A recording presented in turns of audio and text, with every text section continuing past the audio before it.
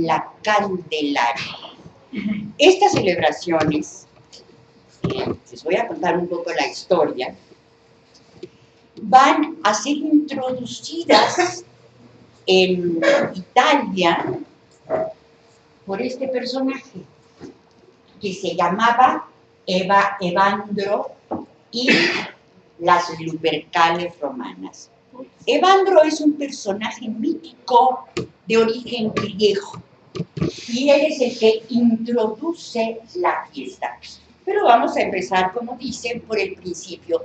¿Qué quiere decir? ¿Cuál es la etimología de Lupercales? Pues ahí les va. Lupus, por supuesto, es lobo. E Ircus, lupus ircus, es una suerte de macho cabrío. Entonces vean que está asociado pues al dios Fauno. La presencia también del macho cabrío, así se le decía al sacerdote de la cofradía que se va a llevar a cabo para organizar esta ceremonia que era, debo decirles, absolutamente solemne. Bien, y además a Fauno se le conoce también con el nombre, ¿no la ven? No. Con el nombre de Lupercus.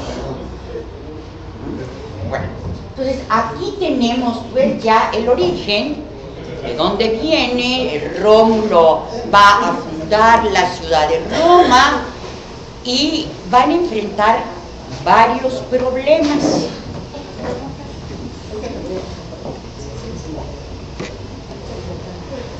Bueno, haciendo una investigación somera en las fuentes originales, Ovidio, el gran poeta latino, el autor del arte de amar, el autor de la metamorfosis, ¿qué dice de las fiestas de las Lupercales? Dice: la tercera aurora, después de los idus, contempla a los desnudos lupercos y se celebran los misterios de Fauno. Y esto lo dice, ahí está, una imagen del gran Ovidio. Bueno, ¿de qué se trata esta fiesta? ¿De qué se trata esta fiesta? ¿Y por qué la celebran en una fecha especial? Uno de los múltiples problemas que enfrenta la ciudad de Roma en su origen, inclusive en la época del emperador Augusto, era la falta de población. Pero Rómulo enfrenta además un problema severísimo. Los fundadores de esta ciudad son puros varones. Y entonces están destinados a la extinción si no consiguen inmediatamente algunas reinitas que los hagan felices. Y mandan a una embajada de celestinos a la población cercana de los sabinos para ofrecerles matrimonio a las hijas.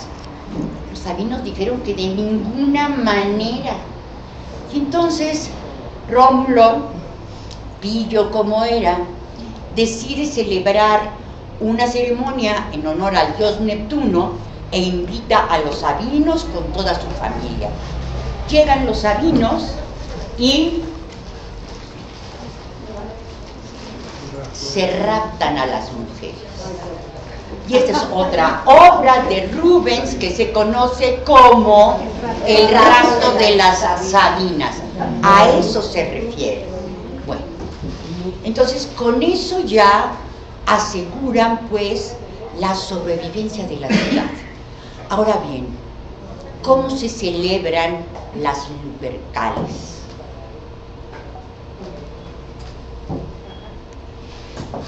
Es una ceremonia bastante extravagante.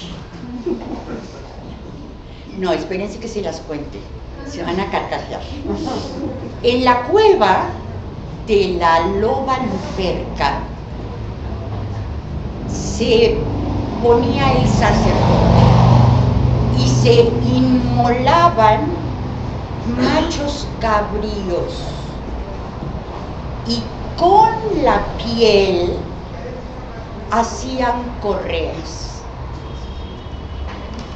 Llegaban dos jóvenes, como estos que tenemos aquí, y eran ungidos con la sangre del animal. Entonces, ungir es marcarlos, llenarlos de sangre. Llegaban las vestales, hacían ofrendas, cantos, pero imagínense la escena, una cueva, un sacerdote, el olor de la sangre, los muchachos desnudos. Cuando los ungían debían reírse.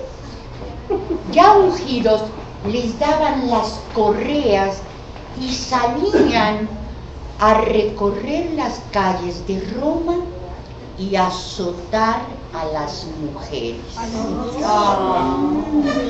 Bueno, ¿qué es lo que están viendo? Esta es una imagen maravillosa porque es de época. Es un rito de fertilidad. De fertilidad. De fertilidad. Es decir, si ven ustedes, ahí va una mujer evidentemente embarazada. Y vean el texto. ¿Qué esperas, madrona?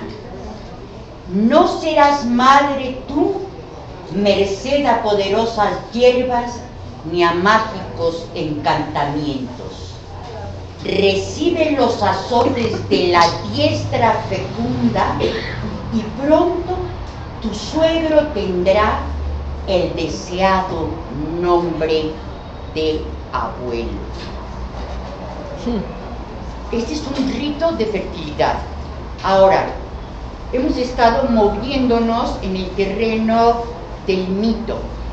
El nacimiento de Roma es bastante oscuro y lleno de incógnitas, pero ¿qué podemos decir según los verdaderos especialistas en ese tema? Que seguramente la población original tenía un animal totémico que era justamente el lobo. Esa es una. Entonces, de allí la presencia de la loba Luperca. ¿Contra qué los protegía la loba, el lobo? Los protegía contra el dios Plutón para los romanos, Hades para los griegos, que es el dios del inframundo, aquel que reina en el mundo de los muertos. Entonces, así empieza uno a atar cabos y a entender que este es un rito para propiciar la vida. Y una imagen más. Bueno, las Lupercales al principio eran llevadas a cabo por pastores. Después, fuera tan importante para los romanos y tan solemnes que solo aquellos que tenían el rango de nobles podían pertenecer a la cofradía de los Lupercos. Entonces ya se imaginarán lo que eso significaba. Por ejemplo, Cicerón se burla de Marco Antonio cuando dice: y ahí estaba Marco Antonio ungido, desnudo y ebrio. Bueno, esta fiesta empieza a degenerar y se vuelve orgiástica, lujuriosa, o sea, supongo que profundamente divertida. Todos las hubiéramos disfrutado muchísimo, excepto por los azotes. Pero fuera de eso, yo creo que se ponía bien. El tema es que el Imperio Romano va a sacudirse por razones que no vamos a exponer ahora, y empieza a decaer. Y contribuyen a eso muchísimas cosas, entre otras, por ejemplo, las famosas invasiones germánicas y otros muchos asuntos. La religión pagana finalmente va a ser prohibida por el emperador Teodosio. Y las Lupercales, de todas maneras, se siguen llevando a cabo. ¿Por qué? Porque era una fiesta que tenía 1000 años de celebrarse. ¿Okay? Entonces, vamos a ver qué sucede después. Bueno, piensen ya en una Roma venida a menos, en una Roma saqueada por Alarico, una ciudad que nunca en casi 800 años había sido tomada. Imagínense a los reyes godos haciendo de las suyas, destruyendo todo a su paso, arrasando todo lo que era el Imperio Romano. Entra en una profunda decadencia. ¿Y cuál va a ser la reacción de la población?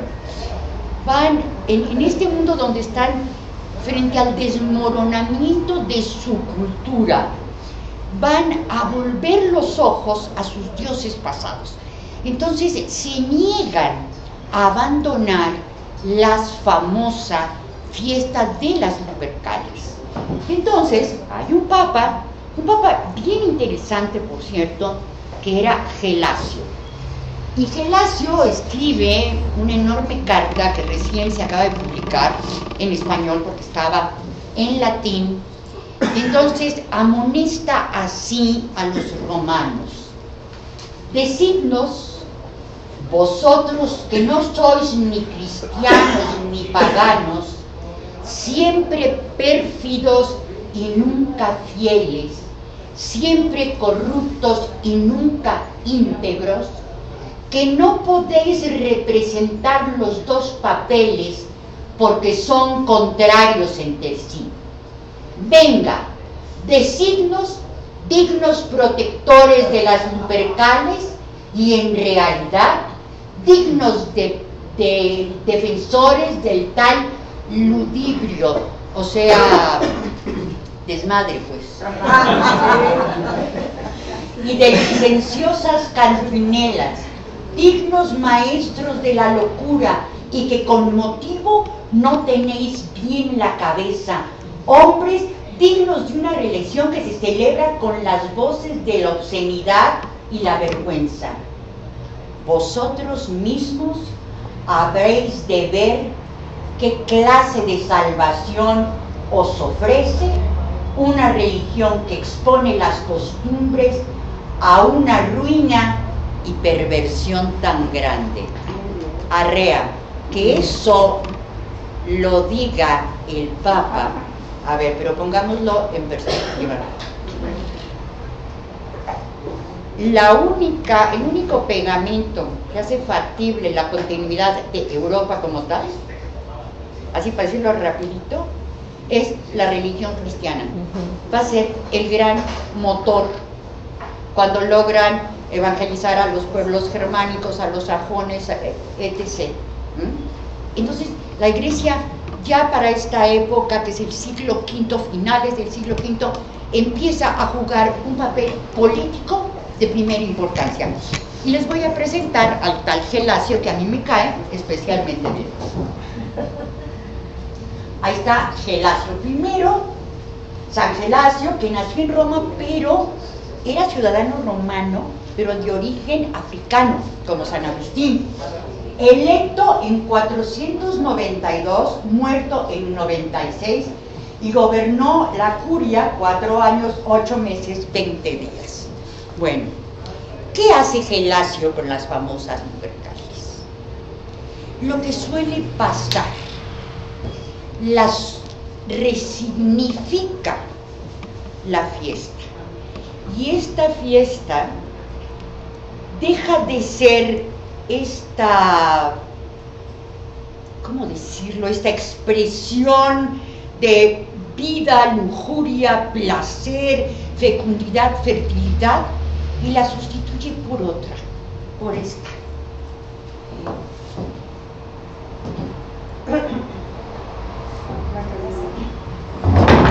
Por la fiesta de la Candelaria. Y entonces, el 2 de febrero, en lugar de salir los jóvenes desnudos, salen las matronas romanas portando antorchas. Y este es el origen real de la fiesta de la Candelaria. Las candelas. Pero vayan juntando la fiesta de la luz. Ahora, ¿qué otra cosa les dije que se celebraba? La Virgen de la Candelaria. Se las voy a presentar. Bueno, esta es una imagen del siglo XVIII. La leyenda es preciosa. La cuentan en el siglo XVI y se aparece en Tenerife, que es una de las islas Canarias, que es una de las autonomías de España. Y entonces, imagínense una tarde, van dos pastores, los guanches, que vemos ahí, con su ganado, y lo van a llevar a encerrar a una cueva. Y entonces de pronto voltean y ven a una mujer quietecita, con una vela y un niño en los brazos, que los está mirando fijamente.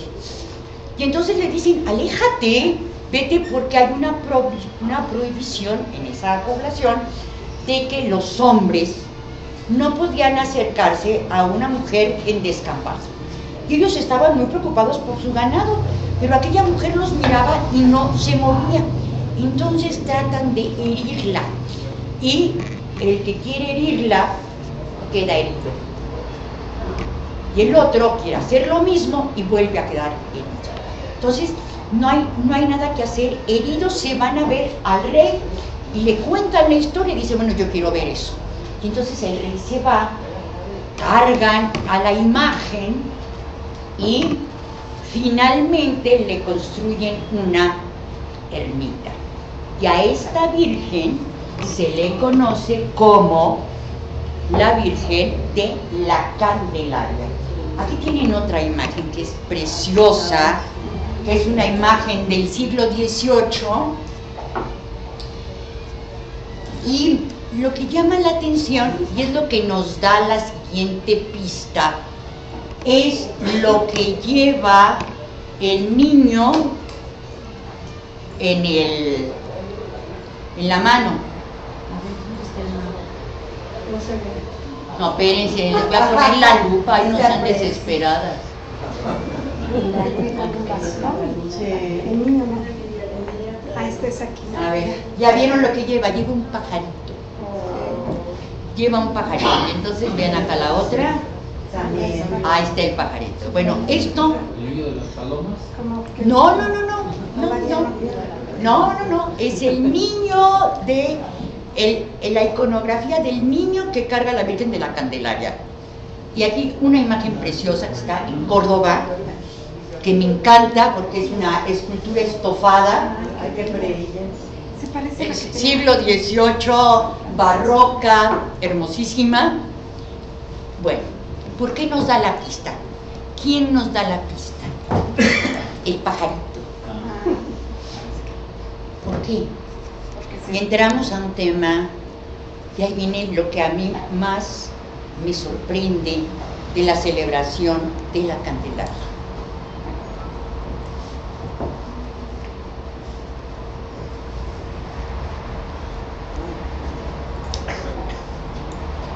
Es la Natividad del Greco. Sí, es el Greco. Que es uno de mis pintores así más admirados y queridos, porque a pesar del tiempo tiene una cosa de vitalidad. No es una pintura, no es que haya envejecido con los años. Bueno, entonces tenemos esta extraordinaria Natividad del Greco. Y uno dice que tiene que ver el pájaro con la natividad. No es tan complicado. Vamos al Evangelio primero, a ver si es cierto.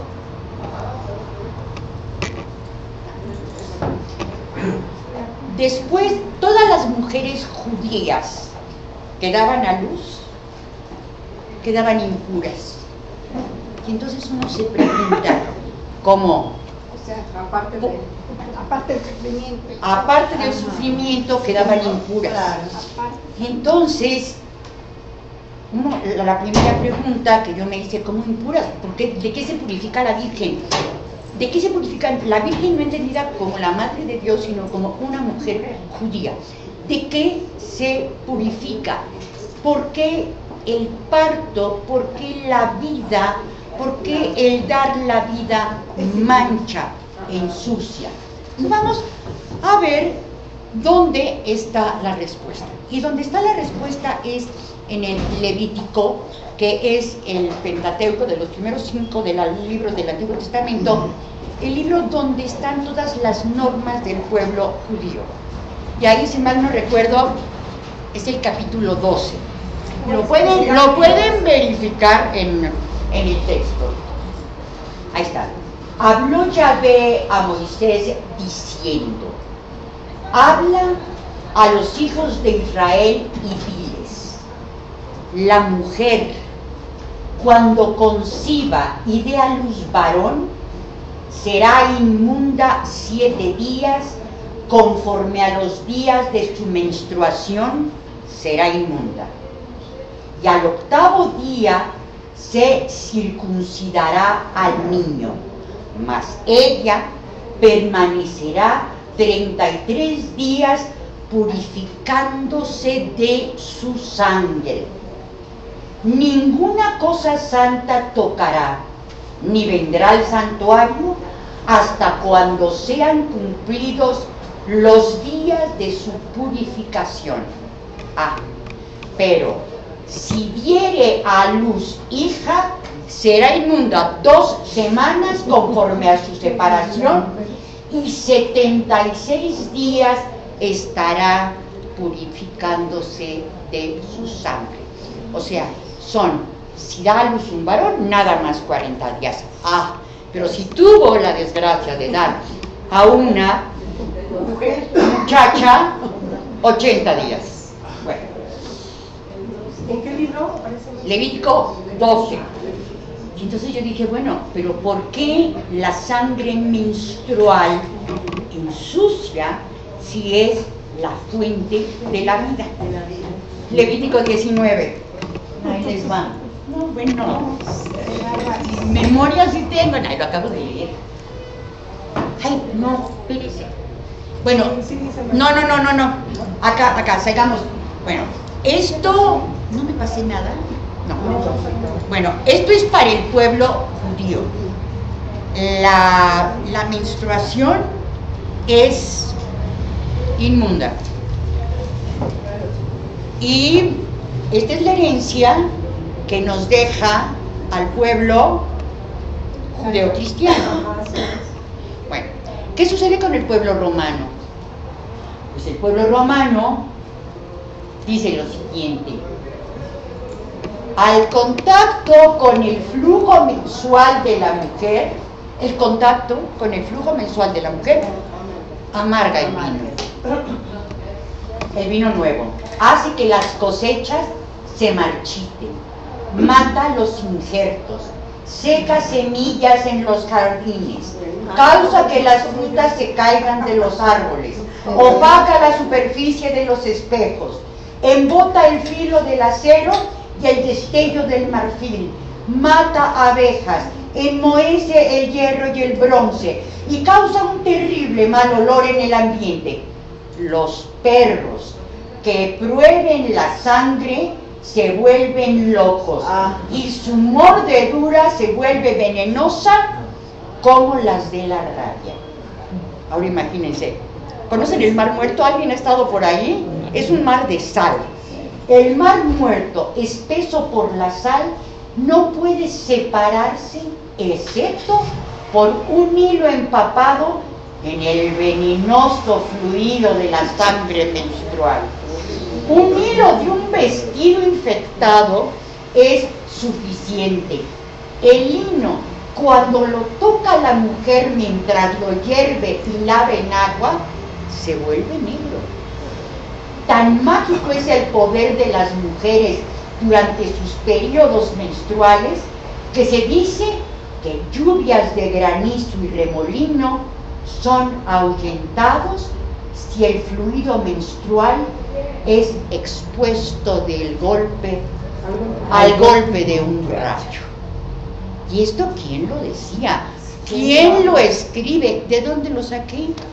Bueno, uno de los personajes más sabios que dio la cultura romana. Un historiador, naturalista, una enciclopedia de su tiempo, y se llamaba Plinio. Aquí tienen guapo y toda la cosa. Y aquí tienen otra imagen. Se le conoce como Plinio el Viejo, porque tuvo un sobrino al que le decían Plinio el Joven. Okay. Bueno, esto es en Roma. Vamos a hacer un recorridito de el tabú de la menstruación y de la sangre en la historia, pero así muy breve. De Roma nos vamos con los doctores de la iglesia. Bueno, vamos a ver, ¿qué dicen? Para ser humano, Jesús tuvo que soportar las condiciones repugnantes en el vientre materno. Las mujeres santas casadas eran santas porque vivían como vírgenes. La virginidad es el estado puro y natural de la condición humana. El matrimonio vino con el pecado. ¿Saben quién decía esto? Primero pecamos y luego nos casamos. No. San Jerónimo. A ver, pero les voy a decir quién es San Jerónimo. Sí. San Jerónimo se le considera doctor de la iglesia por su sabiduría y otras muchas cosas, pero es el traductor de la Biblia lo que se conoce como la versión, la Vulgata, a latín. Es el gran traductor, es el Anacoreta, etcétera. Bueno, allí está, y esto es lo que decía San Jerónimo de nosotras las mujeres. Otra perla, ahí les va otra perla del conocimiento. Si Adán y Eva no hubieran pecado, Dios hubiera creado niños para ellos sin la necesidad del sexo. Pues qué aburrida sería la vida. La concupiscencia, aún en el matrimonio, transmite el pecado original. Y esto lo decía San Agustín. O sea, créanme, quien se acerca al pensamiento de San Agustín es de una sabiduría y de una lucidez.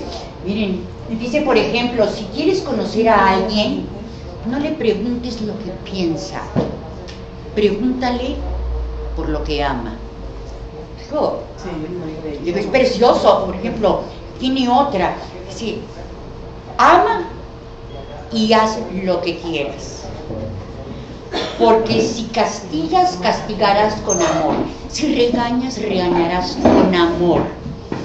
O sea, si todas las acciones nacen del amor, pero por favor no piensen en el amor romántico y amartelado de los hombres y mujeres, no. El amor como una manera de mirar la vida y de estar parados en el mundo. Bueno, este hombre dijo esto, que si Adán no hubiera pecado, o sea, si el tarugo de Adán no se hubiera comido la manzana, nada de esto nos hubiera pasado. Bueno, pues este es San Agustín. Y ahora vamos a ver a quién más traigo. Ay, no. Este es el tabú de la menstruación en la Edad Media. Pero necesito mis lentes porque se me olvida el nombre del señor que lo escribió. es casi impronunciable. Pacaupalea.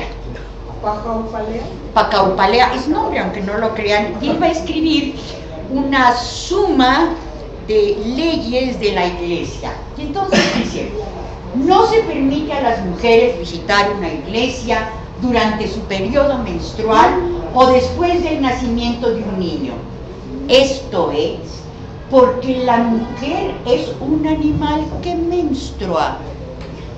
Por tocar su sangre, las frutas no madurarán, la mostaza se degenera, la hierba se seca y los árboles pierden su fruto antes de tiempo.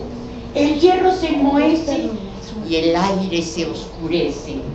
Cuando los perros la comen, adquieren la rabia. Esto se escribía él escribió, nació entre 1114 y 1148, y ahí tenemos una ilustración de Papaucaleca de la obra que escribió una suma, como se le llamaba en la época, de las leyes de la iglesia. Bueno, pero vamos ahora con algo mucho más moderno. Demos un salto abismal, enorme, hasta, ¿les parece los años 70 del siglo pasado? ¿Sí? ¿Están de acuerdo? Bueno, entonces vamos con el Corpus Juris Canonici, que es el cuerpo de leyes de la Iglesia que estuvo en vigor hasta los años 70 del siglo XX.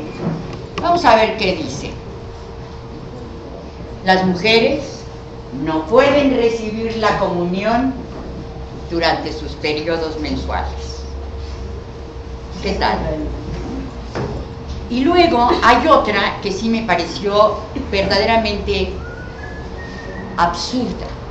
Las mujeres no pueden cantar en la iglesia. Por lo mismo, ¿no?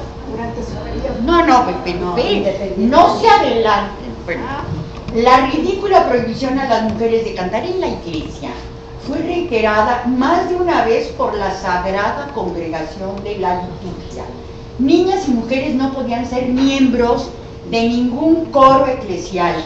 Decreto del 17 de septiembre de 1897. Las mujeres no pueden ser parte del coro. Ellas pertenecen a la categoría de los laicos. Coros separados de mujeres también están totalmente prohibidos, excepto por serias razones y con permiso del obispo. 1907. Y el último, cualquier coro mixto de hombres y mujeres, aunque se ubique lejos del santuario, está totalmente prohibido.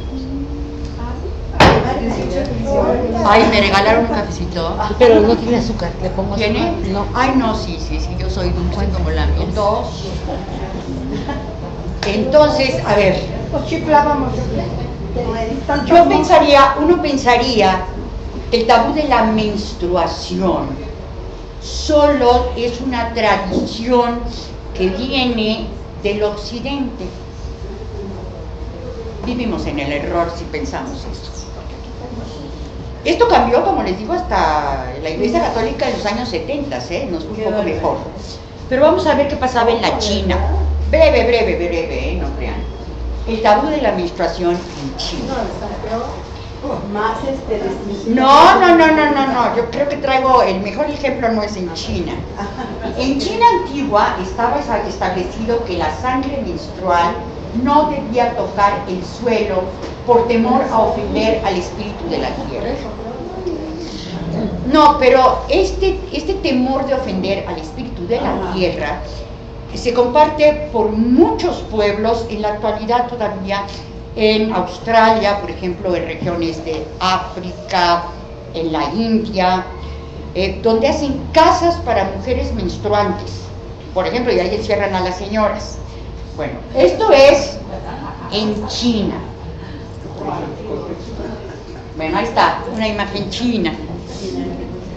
¿Con crema?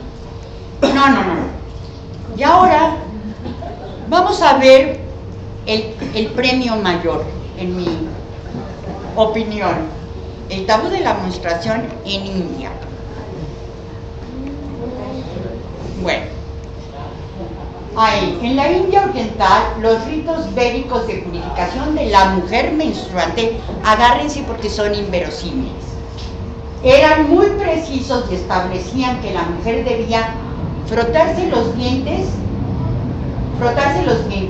gargarizar 12 veces y lavarse manos y pies.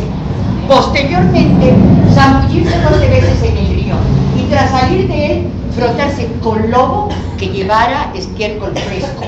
Volver a zambullirse en el agua 34 veces y repetir las friegas de lodo. Repetir la inmersión 24 veces, friccionarse el cuerpo con azafrán y para terminar otros 24 chapuzones más. No, bueno. Ajá. Esto es en la India antigua. Ay, pero ¿qué creen? ¿Qué creen que sucede en la India moderna? Bueno, se armó un escándalo hace un par de años porque en un templo hindú a las mujeres menstruantes les prohibieron la entrada hasta que se inventara un aparato detector de menstruación. Para eso sí tuvieron dinero. Bueno, claro, las hindús hicieron una protesta y es por eso que ahora lo sabemos. Ay, mi madre, ¿qué horas son? Las 8 dijo tu hermano. No, bueno. Bien, entonces, nos damos cuenta que el tabú de la menstruación es universal y invade prácticamente a todas las religiones. Si nosotros, hombres y mujeres del siglo XXI, creemos que estamos exentos de él, yo no creo que del todo. Miren, por ejemplo, si uno va en un pueblo, en mi pueblo, en el mío, Unión de San Antonio, Jalisco, de Los Altos, a comprar toallas sanitarias, unas toallas sanitarias, entonces te dice uno querido, y te las envuelven en periódico, sacan una bolsa negra de plástico y te las dan. Primero muerta que mandar a un varón a comprar toallas sanitarias. Eso sucede en Los Altos de Jalisco, pero tengo testimonios, leí testimonios, por ejemplo, en la Sierra Norte de Puebla, siguen exactamente las mismas tradiciones. Las toallas sanitarias, eso no se debe ver ni tocar. ¿Y quién no oyó de las mujeres que estamos aquí? No te vayas a bañar con agua fría cuando estás menstruando porque se te corta. No te laves el pelo ni te lo pintes porque no se te va a fijar la pintura. Digo, todas esas son las historias de nuestras abuelas que nos contaban y que las seguimos escuchando hasta la fecha. Entonces, aquí vamos juntando los asuntos. Ya vimos cómo de una celebración, las lupercales, de fertilidad, de deseo que la naturaleza florezca tanto la tierra como la humana, se traslada a una fiesta católica de la luz, ¿no? Y luego vemos cómo esta fiesta de la luz y la Virgen de la Candelaria nos trasladan a la otra fiesta que se celebra el 2 de febrero, la purificación de la Virgen María. Es decir, María da a luz a Jesús y tiene que ir 40 días después del parto a purificarse. ¿Por qué? Porque la sangre menstrual mancha a las mujeres y es absolutamente perniciosa, como lo hemos visto a lo largo de la historia. Bien. En todas las religiones. Prácticamente en todas. Hay esto que se llama, métanse al internet y búsquenle, googleenle un rato, tabú de la menstruación. Se van a sorprender con las cosas que uno descubre ahí. Maestra, ¿pero qué sería? ¿Que se fueron transmitiendo de una a otra religión lo mismo o qué? No, yo creo que es un temor masculino a la sangre menstrual. Miren, yo tengo mis teorías. Yo cuando decía Freud que las mujeres teníamos envidia del pene, yo creo que no. Yo creo que los hombres tienen envidia de la capacidad generativa de vida de las mujeres. Entonces es una manera de compensar. O sea, la mujer tiene un poder innegable, que es el poder de generar la vida. Claro, necesitamos la semillita y agradecemos mucho su cooperación.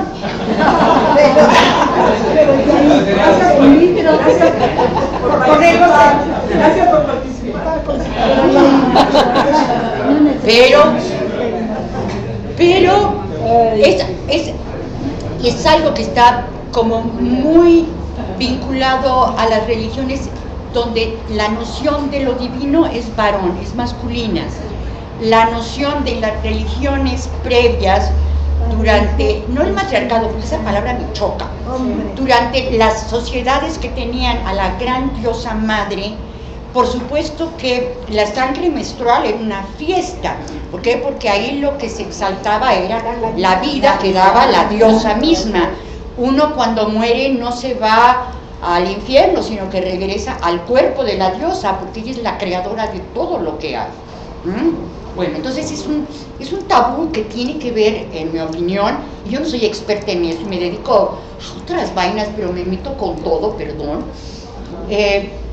Creo que ese es el meollo de la cuestión.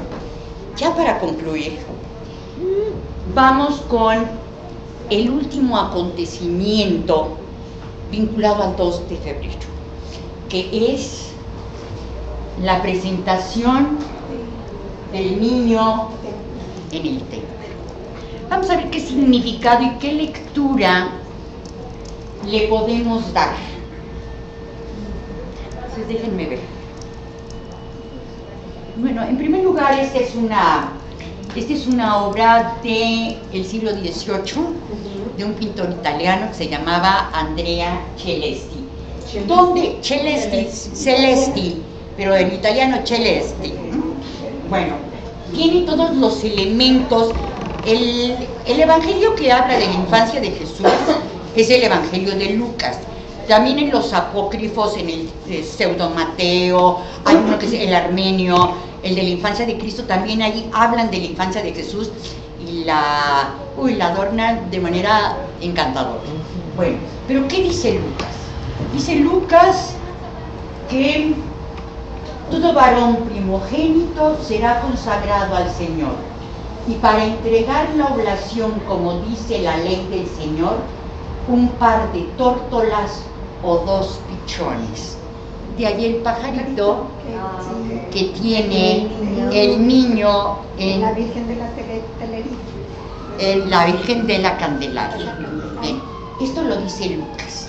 Vamos a ver qué elementos componen esta imagen. En primer lugar, tenemos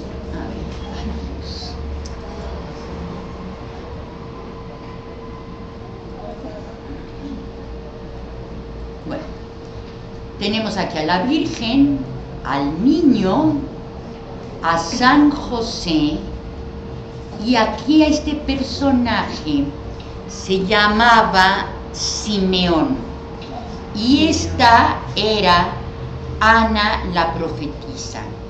Y aquí están las ofrendas.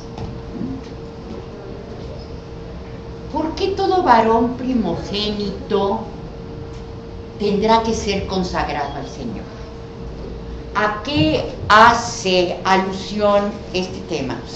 Bueno, ¿se acuerdan cuando dicen los judíos que estuvieron cautivos en Israel como esclavos? ¿Se acuerdan? Bueno, acá entre nos hay un libro maravilloso que se llama La Biblia Desenterrada, escrito por 2 arqueólogos hebreos, israelitas, para decirlo bien, israelitas. Actuales, uno de ellos es Finkelstein, que es el director de la Escuela de Arqueología de Tel Aviv. Un hombre muy reconocido. Y léanlo, se van a llevar una cantidad de sorpresas maravillosas. Un día, si quieren, hacemos una plática, pero de un comentario del libro de Finkelstein, ¿ok? Porque vale la pena. En fin, y nos explica como muchas cosas. Bueno, acuérdense que el faraón se le endurecía el corazón y no los quería dejar salir. Entonces Moisés y Aarón no había manera de que lo convencieran. Y entonces les dice Yahvé, les manda muchas plagas, y la última es que va a acabar con todos los primogénitos de los egipcios, pero además de los ganados, de ganado también. Y entonces les pide que marquen sus casas con la sangre de un animal, para que no se vaya contra los hijos de su pueblo elegido, ¿no?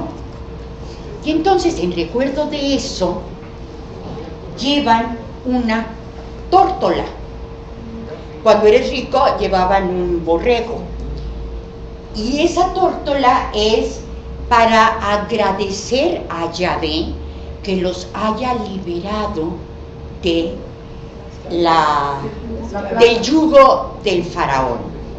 Pero la otra es justamente para purificar a la Virgen.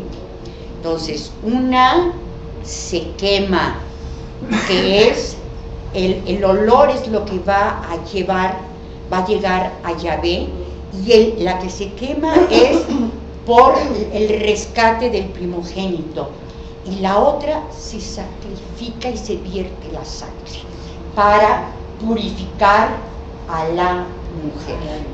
Bueno, ahí está, esto lo encuentran. Si quieren más información de la regla, yo creo que me pasé una transparencia de estas. Léanse Levítico 12 y luego se van a Levítico 19. ¿Y ahí Levítico? El Levítico 12, capítulo 12, y luego el 19. Y allí está. Bueno, a ver. Vamos a hablar de Simeón. En las interpretaciones bíblicas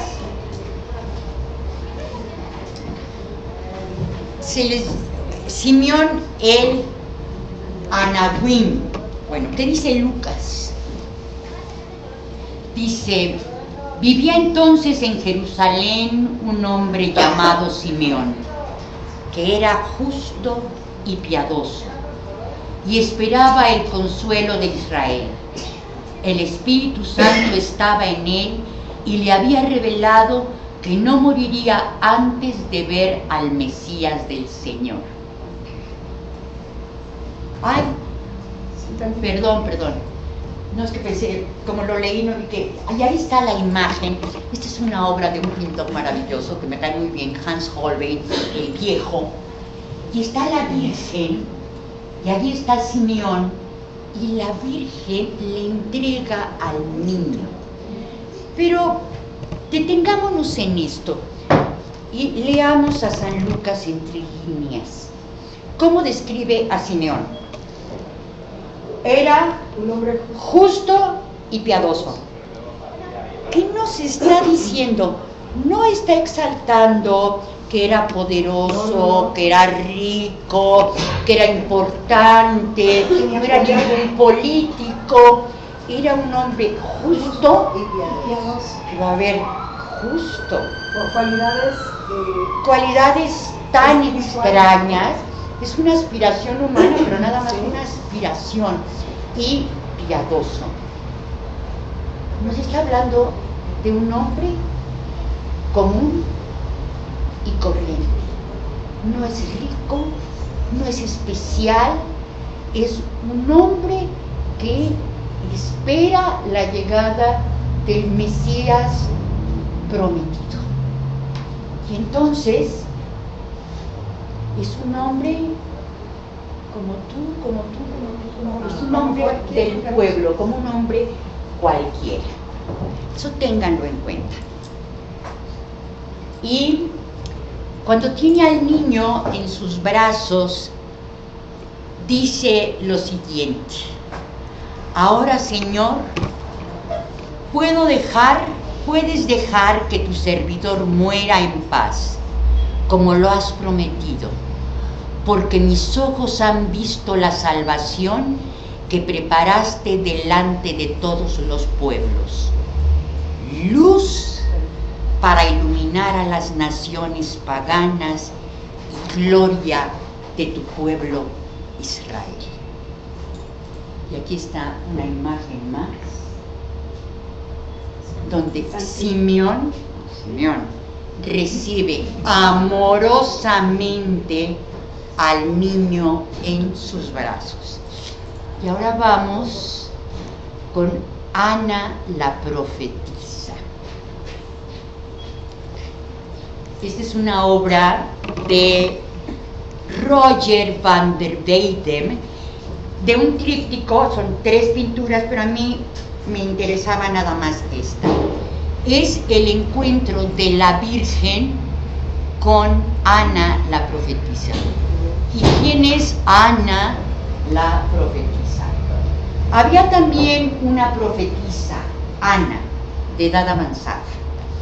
Después de casarse, había vivido 7 años con su marido y permaneció viuda hasta los 84 años. No se apartaba del templo, sirviendo a Dios día y noche en ayunos y oraciones. Como se presentase en aquella misma hora, alababa a Dios y hablaba del niño a todos los que esperaban la redención de Jerusalén.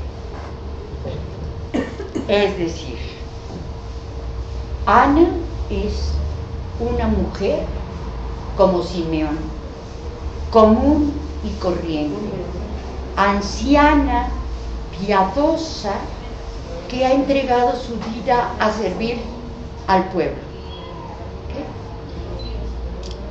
¿Okay? Y se alegra con la llegada del niño que se entiende como la luz del mundo. Y aquí podemos redondear las 4 celebraciones que tuvieron lugar el día de ayer. La fiesta de las candelas, ¿de qué nos habla? De luz. Es un día donde nos llega la luz. La Virgen se purifica. Recordamos a la Virgen de la Candelaria y llega para los creyentes el Mesías prometido. En pocas palabras, para mí la Candelaria es un canto a la vida. Ese es el sentido más profundo, un sentido que no tiene, que rebasa el ámbito estrictamente religioso, para creyentes y no creyentes. Febrero viene de el latín y quiere decir, es el mes de la purificación.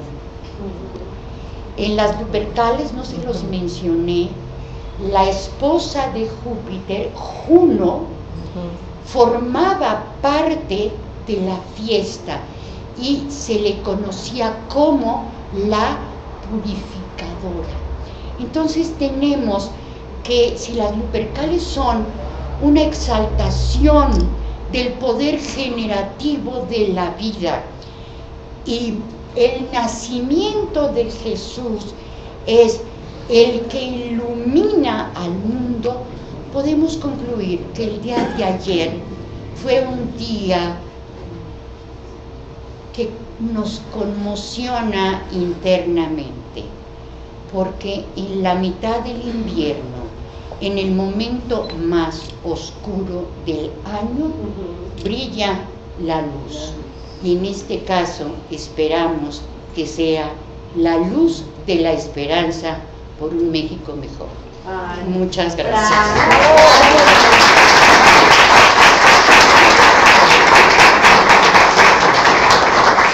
Maestra, ¿cuándo nos volvemos a ver? Mi reina, ¿a qué hora sales al pan? Tienes una visita guiada aquí. Vamos a hacer 5 preguntas porque Edna se tiene que ir rapidísimo. Aunque no lo crean, tengo una cena en mi casa a las 9, que el tráfico está hasta la madre. Siguiente plática, Laurita. Es Pues mi ya cumpleaños, tenemos varias. ¿me voy a celebrar? Así es. Acuérdense que ya el 5 de febrero. Sí, en friega, porque si no llego tarde. Bueno, es un comentario, no es una pregunta. Yo creo que sí es cierto, porque fui a una hacienda pulquera y a las mujeres que menstruan no las dejan entrar al estandín acá porque se corta el pulque. No, créanme que es verdad. A ver, nacimiento de Cristo, 25 de diciembre. 2000 años antes del nacimiento de Cristo, Mitra nace en el solsticio de invierno, en una cueva de una diosa virgen, y va a ser adorado por pastores, por ejemplo. El 25 de diciembre, en el calendario anterior al que nos rige ahora, el solsticio de invierno caía el 25 de diciembre. Entonces, por supuesto que hay una tradición antiquísima sobre lo que sucede en el solsticio del invierno, no nada más en la religión católica, sino en otras muchas, como este ejemplo que es apabullante cuando lo oye, sobre todo para los católicos. Mitra. A ver, yo. Mitra, es Mitra. Porque además, si no hubiera aparecido el cristianismo,